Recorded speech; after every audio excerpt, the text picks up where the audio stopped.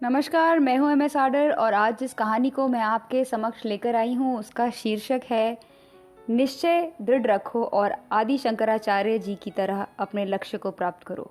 B determined and achieve your goal like Adi Shankaracharya जी।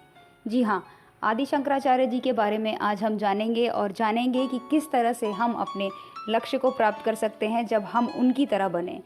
जिस तरह एक प्रज्वलित दीपक के चमकने के लिए दूसरे दीपक की ज़रूरत नहीं होती है, उसी तरह आत्मा जो खुद ज्ञान स्वरूप है उसे और किसी ज्ञान की आवश्यकता नहीं होती है। जिस तरह से आज के युग में हम लोग छोटी उम्र में JEE, नीट, UPSC की तैयारी करते हैं, ठीक उसी तरह से पुराने ज़माने में कुछ ऐसे युग पुरुष हुआ करते थे जो कि अपने आप को अध्यात्म के मार्ग पर पूर्ण तरह से समर्पित कर दिया करते थे ताकि लोगों का और पूरे विश्व का भला कर सकें।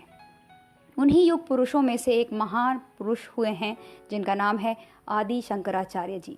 वे 8 वर्ष की आयु में चारों वेदों में दक्ष हो गए, 12 वर्ष की आयु में सभी शास्त्रों में पारंगत, 16 वर्ष की आयु में शंकर भाष्य तथा उन्होंने 32 वर्ष की आयु में शरीर को त्याग दिया।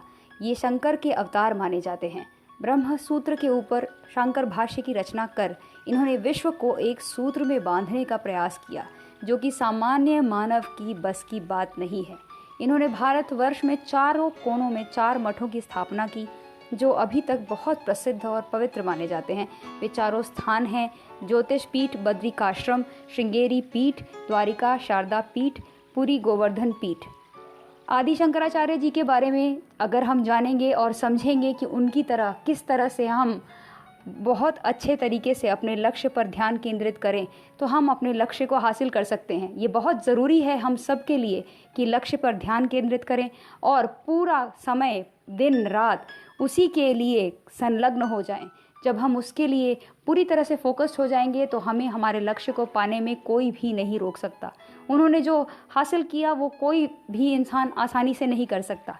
जब उन्होंने वो इतना बड़ा लक्ष्य हासिल किया है तो हमारे तो बहुत छोटे छोटे से गोल हैं जो कि हम हासिल कर सकते हैं और उन गोल के थ्रू हम अपने जीवन को महान कार्य के लिए समर्पित कर सकते हैं।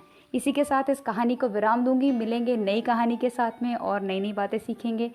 मुस्कुराते रहिए। Have a blissful life.